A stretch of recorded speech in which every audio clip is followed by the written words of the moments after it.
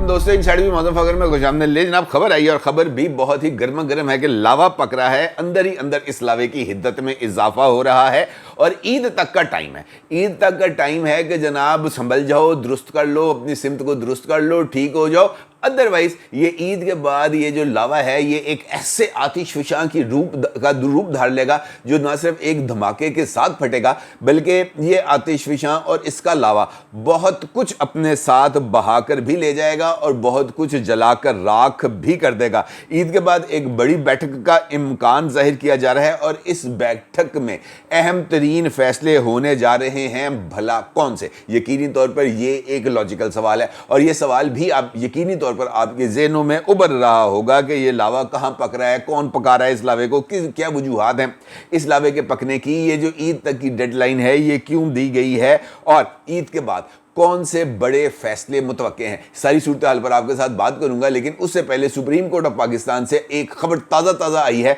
और उसका जिक्र करना इस वजह से बहुत ज़्यादा ज़रूरी है कि ये जनाब खबर हमारे दोस्त जनाब सैयद इमरान शफकत साहब के हवाले से है। और सुप्रीम कोर्ट ऑफ पाकिस्तान के मोअज़्ज़ज़ चीफ जस्टिस मिस्टर जस्टिस काजी फ़ाइज़ ईसा साहब ने तो आज इमरान शफकत साहब का नाम लेकर न सिर्फ इमरान शफकत साहब का विर्द किया है बल्कि FIA ने अदालत के रूबरू इमरान खान साहब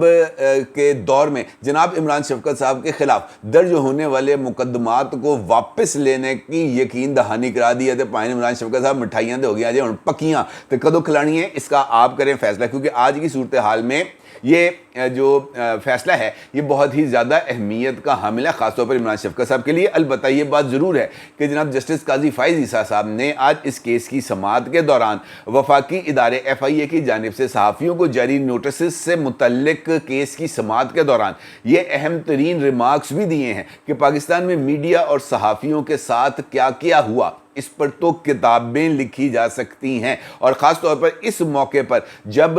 FIA के नोटिस के हवाले से सहाफ़ियों को हिरासत करने के हवाले से, उनकी सच तक पहुंच को महदूद करने के हवाले से और ख़ास तौर पर ये जो अदम बर्दाश्त का कल्चर तनकीद को नज़रअंदाज करके डेवलप हो रहा है, उस तनाजुर में जस्टिस काजी फ़ाइज़ ईसा साहब के ये रिमार्क्स बहुत ही ज़्यादा अहमियत के हामिल हैं। आज जब इस कार्रवाई का आगाज़ होता है तो जनाब जस्टिस काजी फ़ाइज़ ईसा साहब जो हैं वो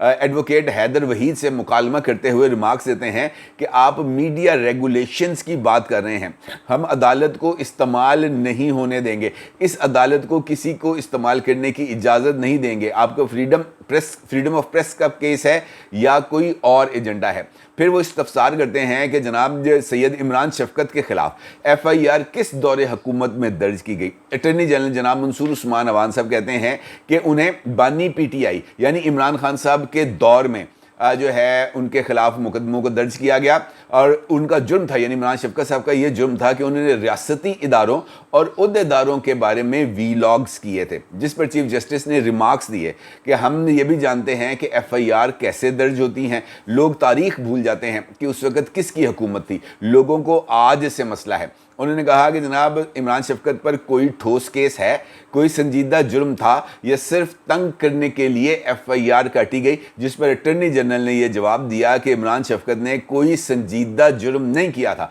मेरे ख्याल में इस केस में ऐसा कुछ नहीं। जिसके बाद FIA ने सहाफ़ी इमरान शफकत और आमिर मीर के खिलाफ मुकदमात को वापस लेने की यकीन दहानी करा दी। इंपॉर्टेंट बात यह है कि आज के इस केस के दौरान जनाब असद तूर साहब का भी बिटवीन द लाइन्स जिक्र हुआ और असद तूर साहब का एक इंटरव्यू कल नज़र से गुजरा जो शहजाद इकबाल साहब के टॉक शो के अंदर असद तूर साहब ने दिया और उसमें शुक्रिया काजी फ़ाइज़ ईसा जो टैगलाइन बना ली हुई है जनाब असद तूर साहब ने,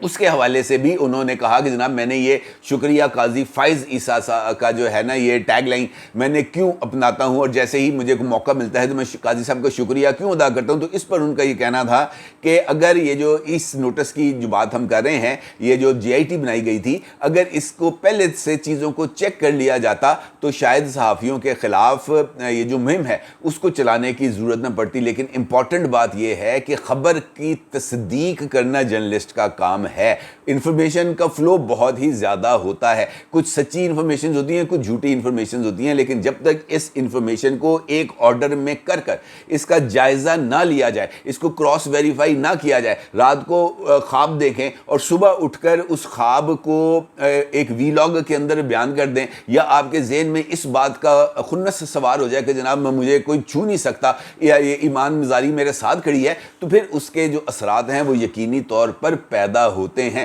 اگر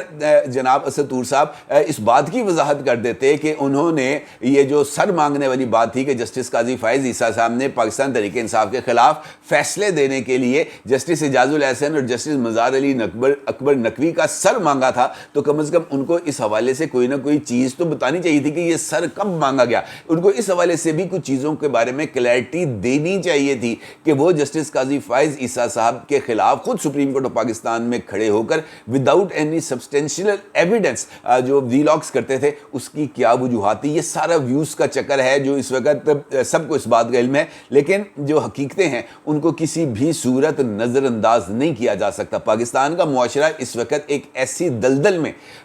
دھس چکا ہے جہاں سے اس کو صرف ایک اتفاق رائے ہی واپس لے کے آ سکتا ہے, اور وہ اتفاق رائے ہو سکتا ہے عدم برداشت کا, یا کم از کم جو حقیقی ایشوز ہیں ان کے اوپر ایک قومی موقف اختیار کرنے کا. کیونکہ اگر یہ قومی موقف اختیار نہیں کیا جائے گا تو پھر اس کے بعد جو پرابلمز ہیں وہ یقینی طور پر آگے بڑھتی چلی جائیں گی. صحافت کل بھی ایک مشکل کام تھا, صحافت آج بھی ایک مشکل کام ہے, اور خاص طور پر اس موقع پر جب اب جناب محسن نقوی صاحب تگڑے وزیر کے طور پر جو ہے وزارت داخلہ میں براجمان ہو چکے ہیں, اور انہوں نے پہلا ٹاسک ہی سوشل میڈیا کے خلاف کریک ڈاؤن کرنے کا اعلان کر کے دیا ہے, اور اس کے ساتھ ساتھ انہوں نے اس بات کے عزم کا بھی اعادہ کیا ہے کہ پاکستان میں سوشل میڈیا اب پابندیوں کا شکار ہوگا, اور اس کے لیے لیجسلیشنز بھی کی جائیں گی. اور جو محسن نقوی صاحب کی طرف سے لیجسلیشنز کو پرپوز کیا جائے گا, پاکستان کی پارلیمنٹ کی کیا مجال ہے کہ جناب وہ محسن نقوی صاحب کی طرف سے کی جانے والی ان ترامیم کے بارے میں کوئی انگلی بھی اٹھا سکے, یہ کہہ سکے جناب یہ ایسا نہیں ہونا چاہیے. کیونکہ سب کو پتا ہے کہ محسن نقوی کی کمر کے اوپر کس کا ہاتھ ہے, اور وہ ہاتھ جو ہے وہ بہت کام دکھانے کی پوزیشن میں ہے. اور شاید یہی وجہ ہے کہ اس وقت سوشل میڈیا کے اوپر تمام تر اعتراضات سندھ ہائی کورٹ کے فیصلے کے باوجود بھی ٹویٹر اور موجودہ ایکس ایپ پاکستان کے اندر وی پی این کے بغیر نہیں چل سکتی, اور اس کے اندر کوئی بھی حکومت, کوئی بھی وزیر, کوئی بھی وزارت جو ہے وہ ذمہ داری قبول کرنے کے لیے تیار نہیں. لیکن محسن نقوی صاحب یہ کہتے ہیں کہ ہم سوشل میڈیا کو ریگولیٹ کریں گے, تو وہ جب ریگولیٹ کریں گے تو یہ چیزیں سامنے آ جائیں گی کہ اس ریگولیشن یا پابندی دونوں کے اندر جو فرق ہے وہ کس حد تک ہے. کیونکہ ریگولیشن کا مطلب یہ ہے کہ آپ کو ایک چیز, ایک ضابطہ اخلاق کا, کوڈ آف کنڈکٹ کا پابند بنایا جائے گا, لیکن اگر پابندی ہے تو پھر وہ کسی بھی چیز سے آگے بڑھ سکتی ہے. اور شاید محسن نقوی صاحب ہی اس وقت پاکستان کے اندر سب سے زیادہ ڈسکس ہونے والی شخصیت ہیں, اور شاید یہی وجہ ہے کہ یہ جو آتش فشاں ہے یہ کسی بھی طریقے سے جناب محسن نقوی صاحب کے بغیر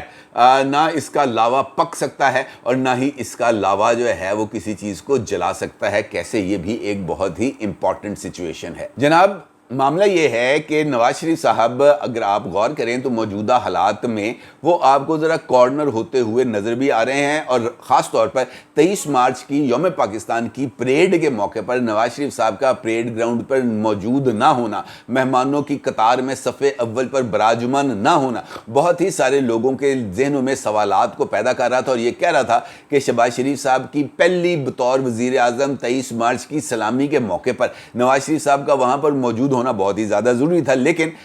صورتحال کچھ اس سے زیادہ مختلف ہے. صورتحال یہ ہے کہ پہلی مرتبہ وزیر اعظم بننے کے بعد جو ہے بریفنگ دینے کے لیے شہباز شریف صاحب بذات خود جاتی عمرہ پہنچے تھے کل, اور ان کی وہاں پر نواز شریف صاحب کے ساتھ ملاقات ہوئی تھی. اور یہ ملاقات میں پہلے مسلم لیگ نون کے کچھ لیڈرز موجود تھے, اس سے پہلے جو میٹنگ ہوئی تھی اس کے اندر ان کی فیملی کے اراکین موجود تھے, اس کے بعد لیڈرز کے ساتھ ملاقات ہوئی, اور پھر نواز شریف صاحب کی شہباز شریف صاحب کے ساتھ वन ऑन वन मुलाकात हुई, और ये मुलाकात के बारे में बताया ये गया है कि इस मुलाकात में नवाज शरीफ साहब की तरफ से शहबाज शरीफ साहब के हवाले से कुछ जिसे हम कहते हैं ना कि पाइन तप गए ने, उस तरह की सिचुएशन सामने आई थी। नवाज शरीफ साहब के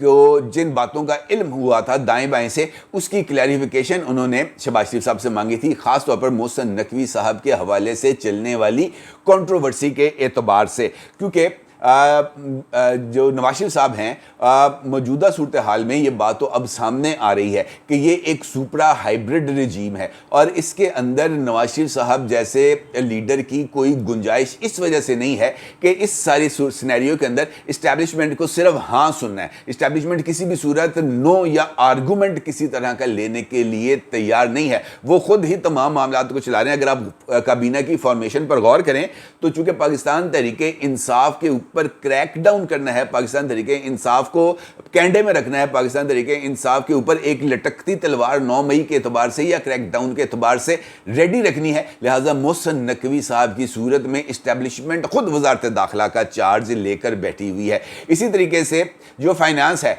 फाइनेंस के अंदर भी यानी वजारत खजाना में भी इस्टेब्लिशमेंट इसहाक डार साहब या किसी और पॉलिटिशियन के ऊपर एतबार करने के लिए तैयार नहीं, और हैंड पिक्ड आदमी मोहम्मद औरंगजेब साहब को बना दिया गया जनाब वजीर खजाना। यानी ये जो खजाना के अमूर हैं इसके ऊपर भी हमारा हाथ रहेगा, और इसके साथ साथ ट्रेड, बायलैटरल ट्रेड इस वक्त बहुत ही इंपॉर्टेंट इशू है, और कल इसहाक डार साहब की तरफ से दिए जाने वाले बयान ने इसकी अहमियत में और ज्यादा इजाफा कर दिया है। और वजारत तजारत के तौर पर साबिक वजीर आला बलूचिस्तान जनाब जाम कमाल साहब मौजूद हैं। इसका मतलब यह है कि इस हुकूमती ढांचे के अंदर जो अहम तरीन वजारतें हैं वो इस्टेब्लिशमेंट ना सिर्फ खुद चला रही है बल्कि इस हुकूमत के ऊपर भी इस्टेब्लिशमेंट का बरमला कंट्रोल है, और ये वो पोजीशन है जिसको नवाज शरीफ साहब किसी भी तौर पर कबूल करने के लिए तैयार नहीं है। और यही उनके तप जाने की, यही उनके गुस्सा खा जाने की, यही उनके गर्मी खा जाने की वजह है, जिसकी वजह से शहबाज शरीफ साहब को बुलाया गया है और शहबाज शरीफ साहब को इस बात से बावर कराया गया है कि जनाब इस तरह की कोई भी हरकत दोबारा मत करना जिसके नतीजे में हमें ये जो 16 महीने की हुकूमत हमारे गले पड़ी थी उसके बाद ये वाली हुकूमत भी हमारे गले पड़ जाए। अभी काम ताज़ा ताज़ा है, अभी चीज़ों को कंट्रोल किया जा सकता है, अभी हाथ खड़े किए जा सकते हैं, अभी भी पीछे हटा जा सकता है। ये बात कही जा सकती है कि जनाब हम पीछे हट रहे हैं, तुसी बहन मोहसिन नकवी को नहीं हुकूमत चला लो। और इस तरह का ऑप्शन लाने का नतीजा ये होगा कि आपको किसी तरह की वर्किंग स्पेस मिल जाएगी। और ये जो मशवरा है ये यकीनी तौर पर जो नवाज शरीफ साहब की तरफ से मुमकिन तौर पर शहबाज शरीफ साहब को दिया गया है, ये वाकईतन न सिर्फ वजन रखता है बल्कि इसकी अहमियत भी है। जिसके बाद इन दोनों बुजुर्गवार यानी शहबाज शरीफ साहब और नवाज शरीफ साहब की मुलाकात में इस बात पर इत्तफाक पाया गया कि ये जो चीज़ें इस वक्त चल रही हैं इसके हवाले से इस्टेब्लिशमेंट की लीडरशिप के साथ नहायत ही संजीदगी के साथ गुफ्तगू की जाएगी। ईद तक इन मामलात को सेटल करने की कोशिश की जाएगी, और इम्कान ये शहबाज शरीफ साहब ने कहा कि जनाब मुझे बड़ा इस बारे में उम्मीद है कि इस्टेब्लिशमेंट इस सूरत हाल में गवर्नमेंट के रास्ते में किसी तरह की कोई रुकावट क्रिएट नहीं करेगी और हमको काम करने का मौका देगी। और हमें जो है ना अगर हम एक क्लियर विजन के साथ इस्टेब्लिशमेंट के साथ एक मरतबा फाइनल निगोशिएशंस करके कुछ चीज़ों को, कुछ बाउंड्रीज को तय करके आगे बढ़े तो हमारे लिए ये बेहतर होगा। जिसके बाद इस बात का फैसला किया गया कि जनाब ईद के बाद मुस्लिम लीग नून की सीनियर लीडरशिप की एक अहम बैठक होगी जिसमें जनाब नवाज शरीफ साहब बनफ़से नफीस मौजूद होंगे, और उस बैठक में इस्टेब्लिशमेंट के साथ होने वाले राब्तों का न सिर्फ जायज़ा लिया जाएगा बल्कि ये देखा जाएगा कि इस्टेब्लिशमेंट किस हद तक मुस्लिम लीग नून के साथ संजीदा है, और फिर उसके बाद कोई मुस्तकबिल का हतमी फैसला लिया जाएगा। इसका मतलब ये है कि नवाज शरीफ साहब की तरफ से शहबाज शरीफ साहब को ये वाज़ेह तौर पर हदायत दे दी गई है कि अगर हुकूमत करनी है तो फिर हुकूमत अपने बल पर करनी है। किसी के कहने पर किसी को सेक्रेटरी दाखिला नहीं लगाना, किसी के कहने के ऊपर किसी को चीफ सेक्रेटरी नहीं लगाना, किसी के कहने के ऊपर किसी जगह पर आईजी नहीं देना, किसी के कहने के ऊपर किसी भी जगह पर जो है ना चेयरमैन इरसा का तबादला नहीं करना। हुकूमत करनी है तो डंके की चोट पर करनी है, अपने पैरों पर पूरा वजन डाल के करनी है, और इस तरीके से करनी है कि लोगों को भी पता चल जाए कि जनाब मुस्लिम लीग नून خداوند اس وقت یہاں پر کام کرنے کے لیے موجود ہے، بوجھ اٹھانے کے لیے نہیں۔ اب دنیا کے ضرور اظہار کیجیے گا۔ آپ کا بہت شکریہ، اللہ حافظ۔